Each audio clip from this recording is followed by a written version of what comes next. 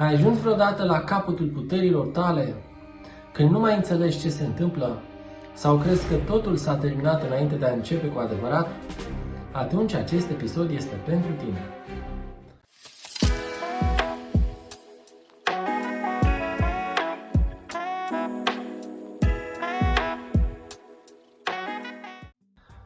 Cum te poți autodepăși sau surprinde pe tine însuți în provocările de zi cu zi, arătând că reușești acolo unde ceilalți se așteaptă să ieșuiezi? Iată întrebarea la care voi încerca să răspund în acest episod al podcastului Pune Suflet.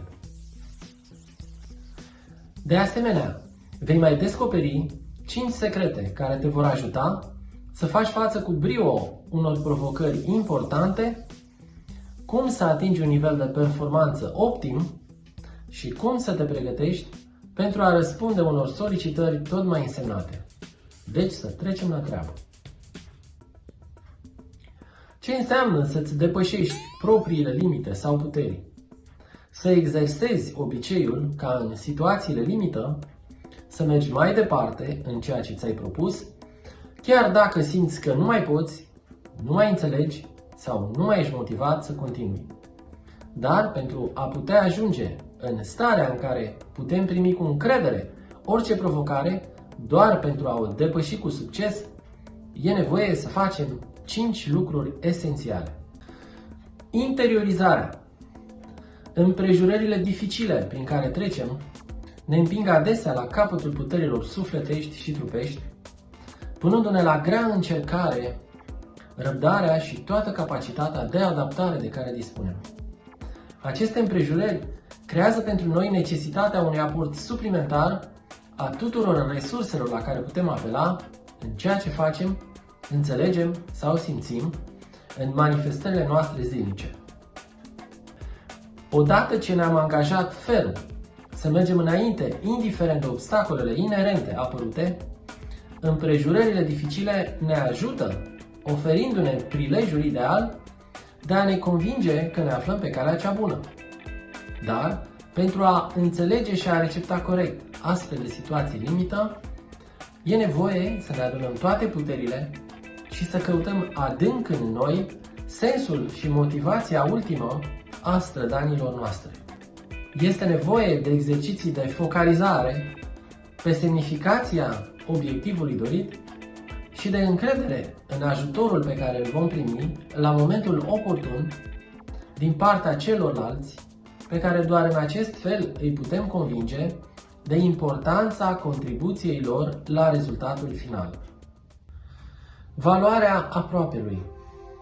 Astăzi, unul dintre cele mai mari obstacole în calea împlinirii aspirațiilor personale este lipsa considerației noastre față de contribuția celorlalți sau de importanța acestei contribuții în atingerea obiectivelor noastre personale. Însă, pentru a ne asigura șanse optime în atingerea acestor obiective, trebuie să îi investim cu atenția și respectul cuvenit pe cei care ne pot conduce la resursele, persoanele și posibilitățile necesare obținerii rezultatelor pe care le dorim. Succesul nostru personal e o stare de participare la beneficii cât mai importante pentru cât mai mulți oameni, atât consumatori, cât și parteneri, coechipieri sau angajați. Fără capacitatea de a împărtăși roadele succesului nostru împreună cu cei care l-au făcut posibil, acesta nu rămâne decât un motiv personal care pretinde a ne câștiga în proprii noștri ochi legitimitatea de a ne bucura de aprecierea oamenilor. Pentru a evita o astfel de concepție autosuficientă care nu face cinste celorlalți, e necesar să conștientizăm mai ales propriile limite și aportul celorlalți la depășirea situațiilor critice. Postul complet asumat. De obicei, atunci când suntem într-o situație care ne solicită la maxim, nu realizăm existența unor posibilități noi care ne pot oferi aportul necesar pentru a ieși din aceste situații. E nevoie de contribuția altor persoane care, printr-o percepție diferită a situației existente, reușesc să vadă resurse și mijloace noi care pot contribui la depășirea cu succes a provocărilor curente.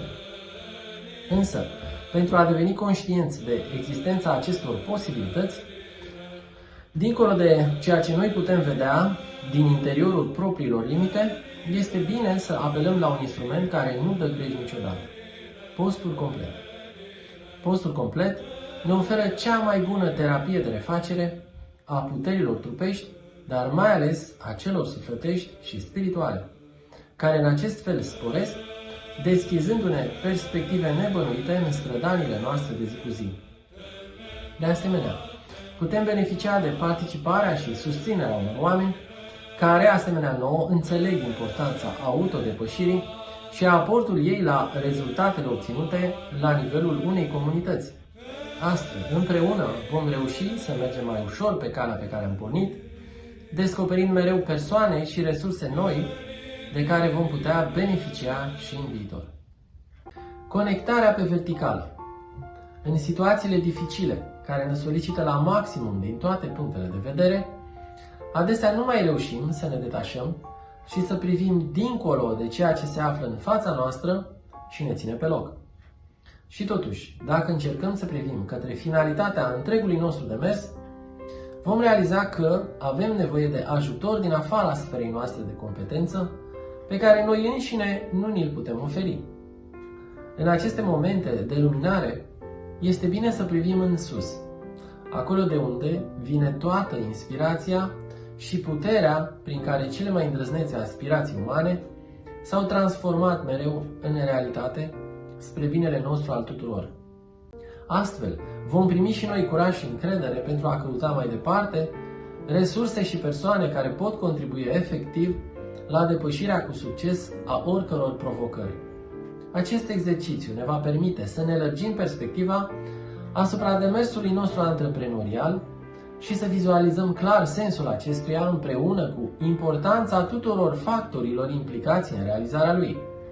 Privind în sus, cu nădejde și încredere, spre ajutorul pe care nu vom înceta să-l căutăm în jurul nostru, vom accepta mai ușor provocarea depășirii propriilor limite, oferindu-ne prilejul de a crește cu adevărat. Conectarea pe orizontală. Exercițiul angajării noastre în slujba unei cauze, a cărei importanță depășește cu mult binele personal, este începutul oricărui proces de creștere spirituală. Odată asumat acest efort, el trebuie susținut cu o voință fermă și o preocupare permanentă de a trece dincolo de ceea ce noi știm că putem face, simți sau înțelege, căutând ajutor în a descoperi mereu altceva.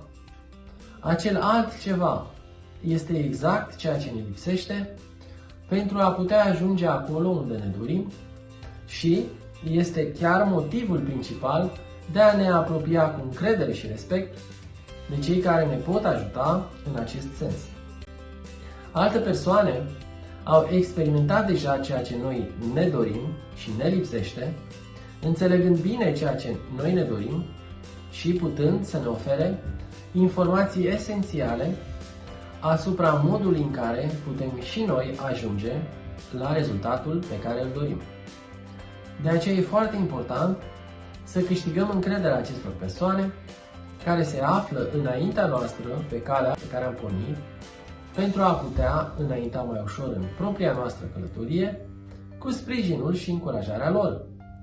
Comunicarea cu antreprenorii de succes ne oferă totodată și oportunitatea de a ne pregăti noi înșine un loc important în comunitatea oamenilor de succes, oferind exemplul personal tuturor celor care doresc să se alăture unei cauze nobile. Împreună este întotdeauna mai ușor. Deci, să recapitulăm. Cum ne putem depăși propriile limitări sau puteri în provocările de zi cu zi? 1. Interiorizarea. 2. Valoarea aproapelui. 3. Postul complet asumat. 4. Conectarea pe verticală. Și 5. Conectarea pe orizontală. Dacă ai găsit ceva util în acest episod, Aș aprecia tare mult un click pe butonul like. De asemenea, dacă ai întrebări legate de acest episod sau de oricare alt aspect pomenit aici, îmi poți lăsa oricând un comentariu în secțiunea de mai jos. În acest fel mă voi asigura că videoclipurile pe care le vei găsi aici vor fi cât mai apropiate de conținutul pe care ți-l dorești. În continuare, dacă nu ai făcut-o încă, te rog frumos să dai click pe butonul subscribe pentru a putea beneficia și în viitor de conținutul postat aici. Iar dacă dorești să afli mai multe despre activitatea mea, mă găsești oricând pe irinelbogdan.com. Îți mulțumesc pentru atenția acordată și te aștept cu drag la episoadele următoare. Doamne ajută!